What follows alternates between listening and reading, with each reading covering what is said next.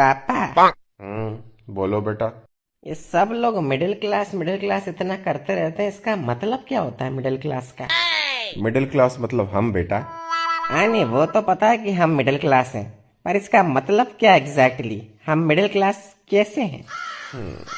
विस्तार में बताता हूँ चलो तुमको। देखो बेटा, एक बार एक गांव होता है जिस गांव में 3 लोग रहते हैं। एक का नाम होता है गरीब, एक का नाम होता है मिडिल क्लास, एक का नाम होता है अमीर। अब गांव में सभी लोगों को सुविधा मिल सके, इसके लिए यह तय होता है कि सभी लोगों को टैक्स देना पड़ेगा, महीने का 100 रुपए। गरीब इतना कमाता नहीं है तो वो टैक्स भर नहीं सकता। अमीर के पास अपने जुगाड़ है तो वो कुछ ना कुछ करके अपना टैक्स बचा लेता है। अब बचा मिडिल क्लास जिसको पूरा टैक्स भरना पड़ता है। फिर तो मिडिल क्लास को पूरी सुविधाएं मिलती होंगी ना पापा, क्योंकि वो पूरा टैक्स भर रहा है। नहीं बेटा, सुविधा मिलती है गरीब को क्योंकि वो गरीब है, और अमीर को क्योंकि उसके पास ताकत है। तो हमें क्या मिलता है पापा?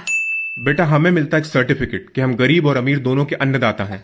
हमारे टैक्स के पैसों से गरीब के घर में राशन पानी भिजवा देती है सरकार, और हम जो लोन के ऊपर बैंक को इंटरेस्ट का पैसा देते हैं, वही पैसा बैंक किसी अमीर आदमी को देता है ताकि वो अमीर आदमी इस देश को छोड़कर भाग जाए। तो इन शॉर्ट बेटा, हम इस देश के सुपर हीरो हैं। अन्नदाता हैं हम गरीबों और अमीरों के।